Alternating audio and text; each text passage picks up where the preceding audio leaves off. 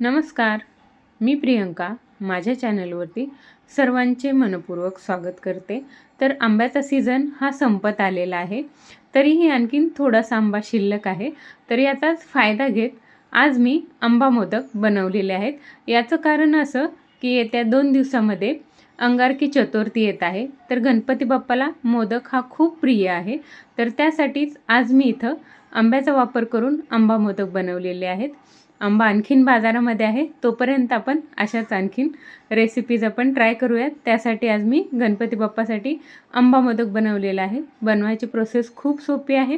Step by step आपण हे करत गेलो तर आपले मोदकही खूप छान बनतात आणि यासोबतच खायलाही एकदम वेगळे लागतात.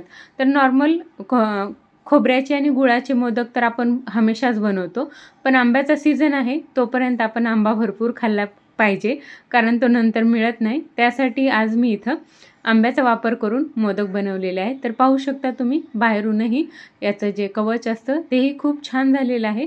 यासोबतच आतलं जे आपलं सारण आहे त्यामध्येही आपण आंब्याचा वापर केलेला आहे, तर तेही खूप एकदम मस्त झालेलं आहे. आंब्याची चव जी आहे ती खूप सुंदरपणे या आंब्याला आतून आणि बाहेरून आलेली आहे. तर चला आपण आज लगेच रेसिपीला सुरुवात करूयात. तर आज आपण आंबा मोदक बनवतोय.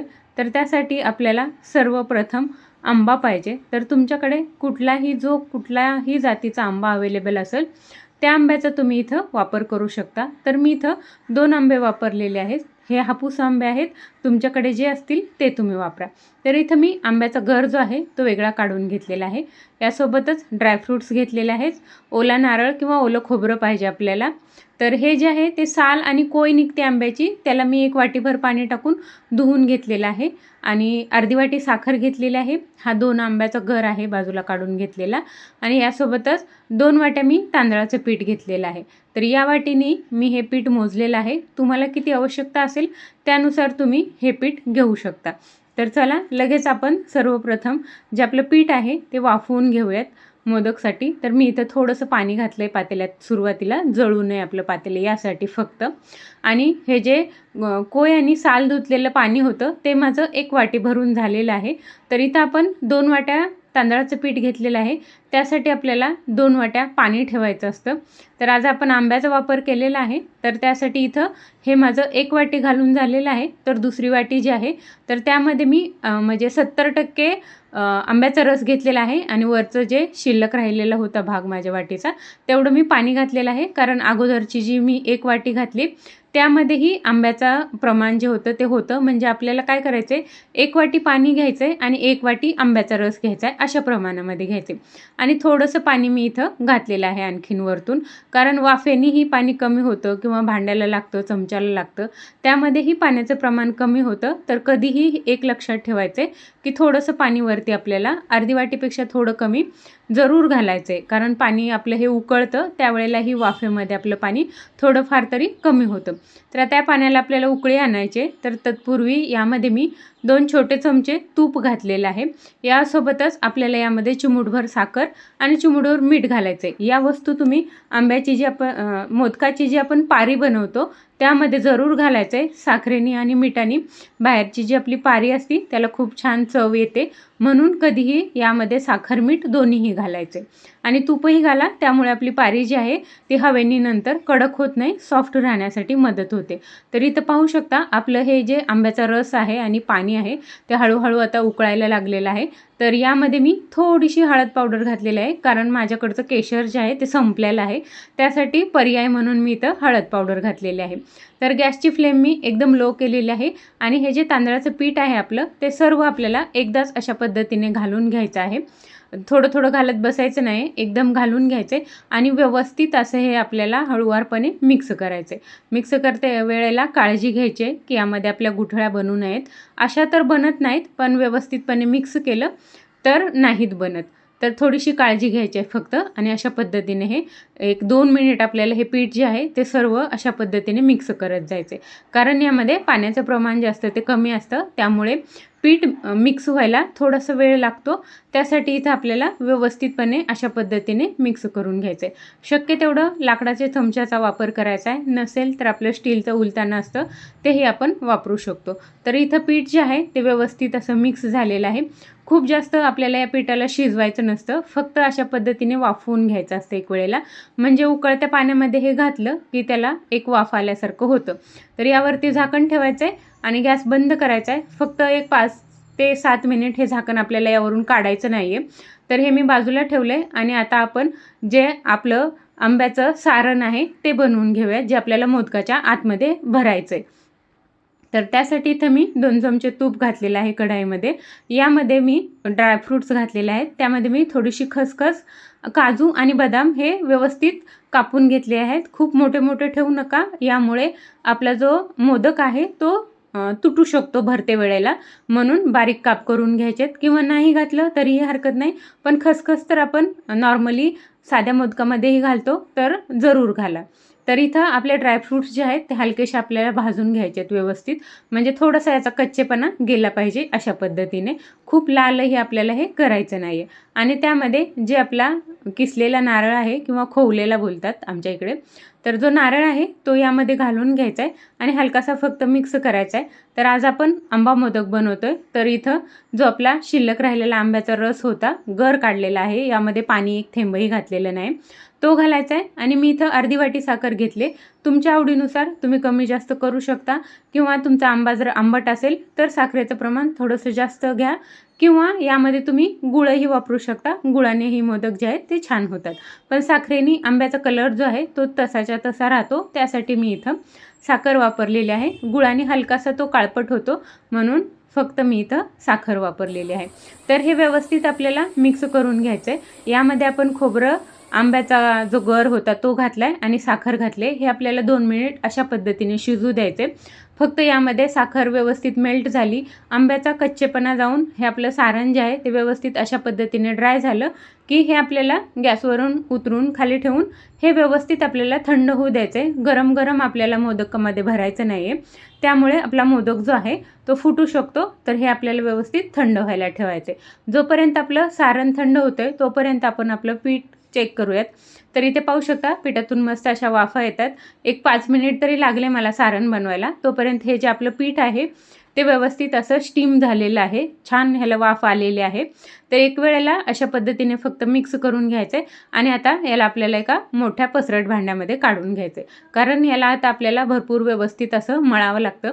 तर माझं इथं आंब्याच्या रसामुळे अंदाज आला नाही, थोडंसं पाणी कमी पडलं आहे, म्हणून अशा पद्धतीने कोरडं पीठ झालं आहे. तर हे व्यवस्थित असं 1-2 मिनिट तरी आपल्याला मळून घ्यायचं आहे. हे पीठ गरम गरमच मळावं लागतं, थंड झाल्यावरती नंतर याचे मोदक येत नाहीत. म्हणून कधीही याला आपल्याला स्मॅशरचा वापर करायचा आहे, किंवा तुम्ही तांब्यानेही हे करू शकता, पण स्मॅशरनी चांगल्या पद्धतीने होतं.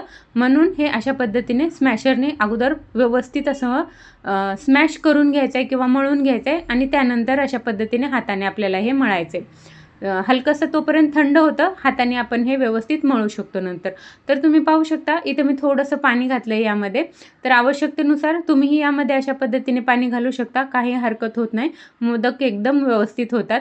तर आपल्या आवश्यकतेनुसार आपल्याला गरज पडली तर आपण जसं भाकरीचं पीठ मळताना पाणी घेतो तशा पद्धतीने हलकं हलकं पाणी घेऊन आपण इथे मळू शकतो. तर पाहू शकता आपलं जे पीठ आहे ते व्यवस्थित असं सॉफ्ट झालेलं आहे. तर यापासून आता आपल्याला मोदक बनवायचे. तर यासोबतच आपलं हे आंब्याचं सारण आहे हे व्यवस्थित आता थंड झालेलं आहे. तर यामध्ये वेलची किंवा दुसरा कुठलाही फ्लेवर घालायची गरज नाही, कारण आज आपण आंब्याचे मोदक बनवतो. तर आंबा यामध्ये आपण मस्त असा वापरलेला आहे. सोबत मी थोडंसं तूप आणि थोडंसं तांदळाचं पीठ घेतलेलं आहे हाताला लावून घेण्यासाठी. तर आता आपल्याला मोदक याचे बनवायचेत किंवा वळून घ्यायचेत. तर अशा पद्धतीने थोडं थोडं पीठ आपल्याला घेत जायचं आहे. तुम्हाला तुमचा मोदक किती छोटा किंवा किती मोठा बनवायचा आहे यानुसारही तुम्ही हे जे पीठ आहे ते घेऊ शकता. तर पाहू शकता माझी पिठाची जी पारी आहे ती हलकी हलकी चिरा जात आहेत. तर असं होऊ नये म्हणून तुम्ही भरपूर अर्धी वाटी पाणी घाला आणखीन त्याच्यामध्ये, किंवा आपल्या तांदळावरतीही डिपेंड असतं पाणी किती कमी जास्त लागतं ते. तर तशा पद्धतीनेही पाणी कमी जास्त होऊ शकतं तांदळाच्या ह्याच्यावरतीही. तर अशा पद्धतीने व्यवस्थित अशी पातळ याची पारी करून घ्यायची. तर मला स्वतःला तर मोठे मोठे मोदक आवडतात, त्यासाठी मी शक्य म्हणजे आपल्या स्वतःला जेवढे शक्य होतील मोठे बनवणे तेवढं मी मोठे बनवते. तर इथं पाहू शकता मी सुकं पीठ लावलेलं आहे हाताला, कारण हे पीठ आपल्या हाताला चिटकू नये आणि आपल्या ज्या कळ्या असतात मोदकाच्या ते व्यवस्थित यावा यासाठी. तर अशा पद्धतीने आपल्याला व्यवस्थित हलक्या हाताने ह्या कळ्या ज्या असतात त्या पाडून घ्यायच्या असतात, कारण या कळ्यावरतीच आपला जो मोदक आहे तो पूर्णपणे लूक त्याचा डिपेंड असतो कळ्यावरतीच. तर व्यवस्थित अशा लांब अशा कळ्या आपल्याला पाडून घ्यायच्या आहेत. छोट्या होत असतील तर खाली हाताने नंतर दोन्ही बोटांनी चिमटे घ्या त्याला थोडेसे खाली, मग खाली पण आणखीन त्याचा जाते त्याची लाईन, मग ते मोदक बंद केल्याच्या नंतर खूप छान दिसतं तशा पद्धतीने. तर इथं मी हे बघा हे मी दाखवते. तर अशा पद्धतीने याला तुम्ही खालच्या बाजूनेही थोडं थोडं आणखीन लांब करू शकता, म्हणजे आपली जी कळी आहे याची ही भरपूर लांब दिसते. तर अशा पद्धतीने व्यवस्थित अशा आपल्याला सर्व कळ्या करून घ्यायच्या आहेत. तर पाहू शकता मी इथं सर्व कळ्या करून घेतलेल्या आहेत. आता यामध्ये आपल्याला सारण भरायचं आहे. सारण खूप जास्तही भरायचं नाही आणि खूप कमीही भरायचं नाही आहे. तर तुमच्या आवडीच्या गोडीनुसार तुम्ही यामध्ये गोड कमी जास्त करू शकता. गोड जास्त झालं तरीही मोदक आपला फुटून त्याच्यातला जो पाक असतो तो बाहेर येऊ शकतो. त्यासाठीही साखरेचं किंवा गुळाचं प्रमाण आहे ते हलकंसं कमी ठेवायचं आहे. आणि इथं पाहू शकता एकदम हलक्या हलक्या हाताने आपल्याला हा मोदक जो आहे तो बंद करून घ्यायचा आहे. तर दोन्ही हाताचा उपयोग आपल्याला करायचा आहे मोदक बंद करते वेळेला. दोन्ही हातानेही याला आपल्याला आतमध्ये खेचायचं आहे. तर व्यवस्थित आपला मोदक जो आहे तो बंद होतो. फक्त वरच्या हाताने याला दाबायचं नाही आहे, खालच्या हाताचाही वापर करायचा आहे हे आतमध्ये घेताना.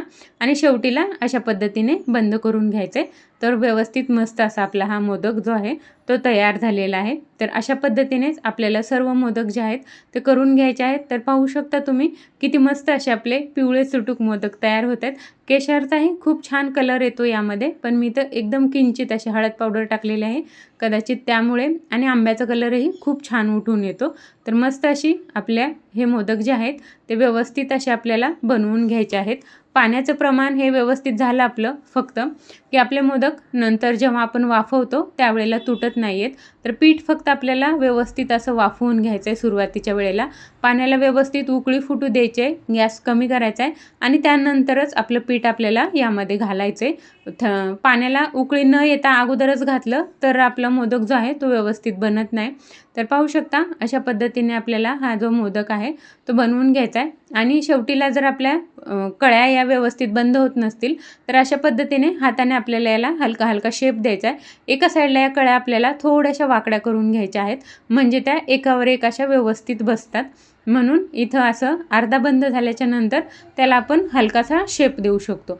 तर पाहू शकता शेप दिल्याच्या नंतरही खूप छान असा आपला मोदक बनून तयार आहे. तर इथं माझे सर्व मोदक बनवून तयार झालेले आहेत. तर याला आता आपल्याला आणखीन एक वेळेला वाफवायचं असतं. फक्त असेच हे मोदक तयार होत नाहीत, मोदकाला कधीही 2 वेळेला वाफवावं लागतं. तुमच्याकडे स्टीमर असेल तर जरूर स्टीमरमध्ये करा, नसेल तर अशा पद्धतीने चाळणीमध्येही खूप छान मोदक आपले वाफवून निघतात, किंवा आपण इडली पात्रामध्येही याला वाफवू शकतो. तर सर्वप्रथम आपल्याला याला तूप लावून घ्यायचं आहे, कारण आपले मोदक वाफवताना चिटकू शकतात यासाठी. आणि तूप लावल्याच्या नंतर सर्व मोदक आपल्याला यामध्ये ठेवून घ्यायचेत. खूप दाटीवाटीने ठेवायचे नाहीत, मध्ये थोडी थोडी जागा ठेवायची, कारण आपला मोदक जो आहे तो वाफल्याच्या नंतर फुलतो. तर इथं माझं पाणी गरम झालेलं आहे, त्यावरती आपल्याला चाळणी ठेवून द्यायची आहे. वरतून व्यवस्थित असं झाकण ठेवायचं आहे. खूप मोदक आपले चेंबून जातील असंही झाकण ठेवायचं नाही, हलकंसं ते आदर राहतील मोदकाच्या वरती. आपल्या मोदकाच्या शेंड्या तुटणार नाहीत याची काळजी घ्यायची आहे, आणि असं झाकण आपल्याला ठेवायचं आहे. तर मी इथे एक ताट ठेवलेलं आहे. ताट ठेवून आपल्याला हे एक 8 ते 10 मिनिट व्यवस्थित असे मोदक आपल्याला छान वाफवून घ्यायचे आहेत. तर पाहू शकता किती मोदकाचा आपल्या लूक लगेच बदललेला आहे. आपण ठेवले तेव्हा कसे होते आणि वाफवून झाल्याच्या नंतर कसे आहेत, तर खूप मस्त लूक येतो वाफवल्याच्या नंतर.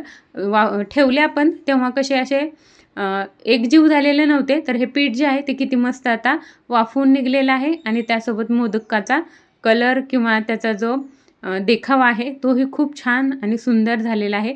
एकही मोदक आपला फुटलेला नाही, हे आश्चर्य आहे मेन तर. तर अशा पद्धतीने व्यवस्थित आपण प्रमाण घेतलं तर व्यवस्थित आपले मोदक जे आहेत ते खूप छान बनतात. तर इथं आपले मोदक जे आहेत ते वाफवून झालेले आहेत. हे लगेच काढायचे नाहीत. ही चाळणी जी आहे ती या पाण्यावरतीही ठेवायची नाही आहे, ती लगेच काढून बाजूला हवेशीर ठेवायचे. जरा 5 मिनिट याला थंड होऊ द्यायचं आहे आणि नंतर मोदक काढायचे, म्हणजे आपले मोदक तुटत नाहीत. आपण मोदक बनवायला खूप मेहनत घेतलेली असते. तर अशा पद्धतीने थोडा वेळाने आपण मोदक काढले की पाहू शकता किती मस्त असे मोदक आपले बनून तयार आहेत. तर खूप छान माझे मोदक तर झाले होते. तुमचेही असेच व्हावेत. स्टेप बाय स्टेप फक्त रेसिपी फॉलो करा आणि व्यवस्थित वेळ घ्या, गडबड करू नका, तर आपले मोदक खूप छान बनतात. तर इथं माझे मोदक जे आहेत ते खूप सुंदर असे बनून तयार आहेत. तर तुम्हीही अशा पद्धतीनेच रेसिपी करा. तर माझी रेसिपी कशी वाटली हेही मला नक्की कमेंट करा. तुमच्या कमेंटमुळे खूप आधार किंवा खूप छान असं वाटतं आम्हाला कमेंट वाचून. तर त्यासाठी कमेंट नक्की करत जा. तर आजचे आपले आंबा मोदक तयार आहेत. असा प्रसाद खाऊन गणपती बाप्पा हे आपला खुश होईल.